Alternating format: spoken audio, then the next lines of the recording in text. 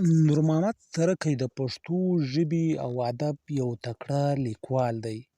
نور محمد ترکی په افسانوي ادب کې ډېر کار کړی دی. هغه ناولونه لیکلي دي او ناولونو ترڅنګ یې لنډې کیسې هم لیکلي دي چې موږ یې د لنډو کیسو څخه یوه همدلته پر دې یوټیوب چینل تاسو ته ږدو. نن همدغه لنډه کیسه چې د نور محمد ترکی لخوا لیکل شوې ده او په موجب نامه کتاب کې چاپ ده او دا د موچي کتاب څخه دومه لنډه کیسه ده چې موږ یې ستاسو مخ ته ږدو. په پای کې بډایه شو. کروړ خوارکي نه په اسمان کې ستوری او نه پر ځمکه سیوری درلود. په خپل کلي کې یې د شپې تیر ودرېد او مخ پر ښار روان سو. د له کلي بیا تر یوه ښاره ټوله لاره په لوڅو پښو وواله. د ده پښې پرشه غوندې وې. اغزي او تیرې ډبرې پر هغو هېڅ اغېزه نه شوای شیندلی. بې له یوه بړانګې خط او پرتوګ څخه یې بل هېڅ شی نه درلود. د مني وچو سړو دغه بېوزلی لکه نور په میلیونونو وګړي تک تور اړولی و. کروړ 2500 میله مسافه په 7 شپو کې پر پښو وواله. پر لاره یې د شاوخوا په کلیو کې مړۍ غوښته او په دې توګه یې خپل وږی نس په خورا تکلیف او زحمت مړاوه.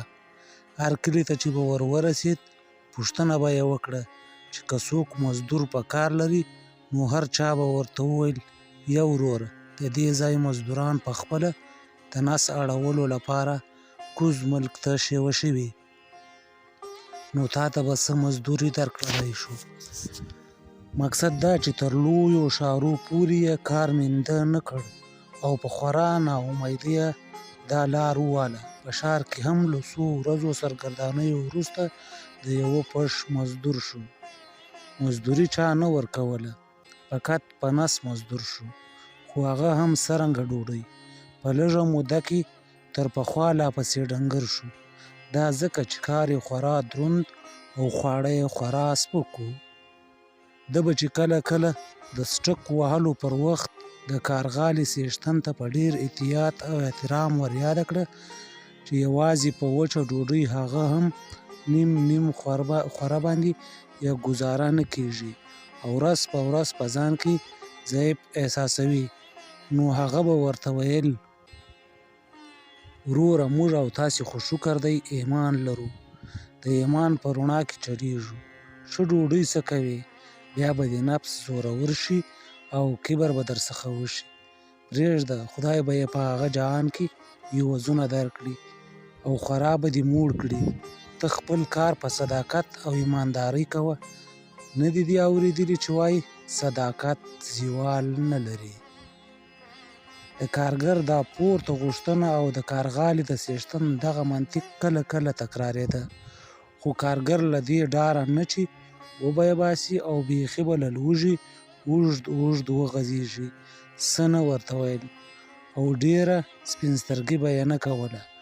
بادار یې د ده او د ده غوندې 3-4 مزدورانو په اوږو په لږه موده کې یو څه وموندله او په هغه یې د خپل کارغالي لپاره نور سامانونه او آلات رانیول چې البته په دې ډول یې کاروبار نور رونق پسې ومونده او د ده عایدات ډېر شول.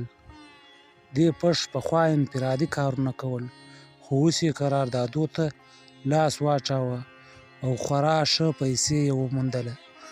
دا ځکه چې ده د خپلو قراردادو د عایداتو ستره برخه له هغو خلکو سره شریکوله کوم چا چې ښه صلاحیت درلود او له ده سره یې مشروع او نامشروع مرسته کولی شوه. له بده مرغه د کروړ خوارکي لیچ په هغه وخت کې چې د یوې آلې په واسطه یې سپینه کږوله مات شو. د کارغالي څښتن مازې سره وښوروه او کروړ یې مخاطب کړ قسمت به دې دغسې و، پر دې یوه لاس ماتېدو شکر وکاږه، ځکه د کومې لویې ګناه په مقابل کې به چې هغه شایسته هېروي او یا به اصلا ورته مرتبط شوی نه وي، دا مصیبت درته رسېدلی وي او ښه شو چې دواړه لیټونه دي د هغې نامعلومې ګناه په مقابل کې مات شوي نه دي. پاسه او ژر پر دغو خپلو وینو باندې یو څه ایرې وشینده چې بدې معلومیږي. کروړ خوارکی بې سده او بې حسه یې دې خبرو ته فکر نه و. نورو مزدورانو د کارغالي یوه ګوټ ته وڅکاوه او یو څه سړې اوبه یې پر وشیندلې. کروړ چې تر نیم ساعت وروسته راپرسد شو د درد له لاسه پر اسمان ګرځېدو او خورا په زوره زوره یې نالش او زګیروي کول. د کارغالي څښتن دا نورو ته وویل په غوږو یې کوڼ کړم، ژر یې له دې ځایه د باندې وباسئ. پر ده خو خدای راوستلی ده، نو موږ ولې ځان ورسره په عذاب کړو. مزدورانو چې هر څه عذرونه ورته وکړل قبول نه شول او ده یې د باندې راویست او د عمومي سړک پر یوه ګوټ کې څملاوه. په دې وخت کې د هغه د بدبختیو او خواریو اندازه غیر له طبیعي او عادي انسانانو بل چا نه شوای لګولی. ډېر خلک پر دې خوارکي راټول وو او تقریبا ټولو یې مازې سیل کاوه او د ده نالش ته حیران وو. یوه بادر د زلمي دې ګڼو خلکو ته مخ ور واړاوه او ورته ویې ویل دغه دی د هغو خلکو وضعیت او انجام څوک چې واقعا نړۍ ودانوي او په خپل زحمت د هر چا لپاره ښه شیان برابروي. نو تاسې که ورسره مرسته نه کوئ نو لږ تر لږه په دې ځای کې خو په خپل موجودیت سره هغه مه ځوروئ او په خپل کار پسې ولاړ شئ. په دې وخت کې یو بربنډ جوالي ور وړاندې شو او د ده لاس یې په لاس کې ونیو او بیا یې سره وښوراوه او ویې ویل لاس خو یې دړې وړې دی، باید شکسته بند وي چې هغه ور وتړي. یو سړی ور وړاندې شو او د ده لاس یې د یوه لرګي سره سم په اوږو ور وتاړه.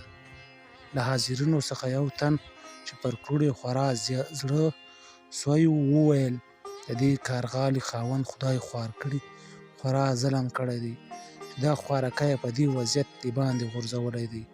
د دې وړ دی چې سړی عرض پر وکړي. یو بل ور غږ کړ که دې سر خوږېږي داغ پر کښېږده. د کارغالي څښتن خو د صاحب سره خورا ښه روابط لري، بلکې خپل یې دی. که ستا په دې نیت خبر شي داسې بیزو به درنه جوړه کړي چې په کلو کلو به ځان ځینې خلاصولی نه شي. یو بل ور غږ کړ څه موده تر مخه په دې کارغالي کې یو مزدور د کار پر وخت کې مړ شو. ولاکه هېچ چا داسې ورته ویلي وي چې له دې ځایه پاسه هلته کښېنه. یو هیات راغی، هغه ولیکل چې مزدور د خپلې بې احتیاطۍ په اثر وفات شوی دی. کروړ خوارکی یو چا شفاخانې ته بوت او هلته یې له څه مودې وروسته مات لاس ترېنه غوڅ کړ. ده به تل له ځان سره او نورو اشنایانو ته ویل چې په دواړو لاسو مې ډوډۍ نه شوه موندلی، اوس چې مې لاس یو شو نو څرنګه به د دې خپل ژوند په بقا قادر شم. له شفاخانې چې راووت نو اکثره شپې به وږی تږی ګرځېده. یو چا ورته وویل چې ولاړ شه، د کارغالي پر څښتن عرض وکړه، ګوندې یو څه معاوضه خو درکړي. البته دا کار وکړ، خو د دې پر ځای چې معاوضه واخلي نږدې و چې خپله بندي شوی وای، خو په دې خوشحاله و چې د عرض له مخالفت څخه خلاص شو. کروړ بیرته د خپل کلي خواته روان شو. پر لارې یې فکر وکړ چې خپل کلي کې یې د شپې د تېر ځای نشته. له یو څه ژور تفکر څخه وروسته یوه نږدې کلي ته ورغی او هلته یې پر امبار ډیران باندې یو څو سرې رشقې مونده کړې او له کلي څخه ډېر ار د عمومي سړک پر غاړه یې یو څه ډبرې سره راټولې کړې او هغه سرې رشقې یې پرې وغوړولې او خپله ورته په پلتۍ کښېناست. هر څوک چې به پر لاره تېرېده، که به پیاده و که به په موټر کې، اکثرو به غیران او شپاړس کیزه د ده خواته ورغورځوله او هر چاته به یې ویل چې دلته د یوه مظلوم د شهادت ځای دی. په لږه موده کې پر دې ډبرو برسېره زړوکي او توغونه ودرول شول او ورځ په ورځ د ده عایدات ډېرېدل. وروسته کروړ له دې درکه خورا ښه غټ پیسه وموندله او په خپل کلي کې یې ډېر ځایونه پرانیول. هر کله به یې دغه د ډبرو کوټه چې اوس ماجت پر راګرځېدلی دی نورو خلکو ته به اجاره ورکوله او ځان یې هم د هغه مهم شهید کړوسی باله. په دې ذریعه کروړ د لوی ثروت او غټ جایداد خاوند شو.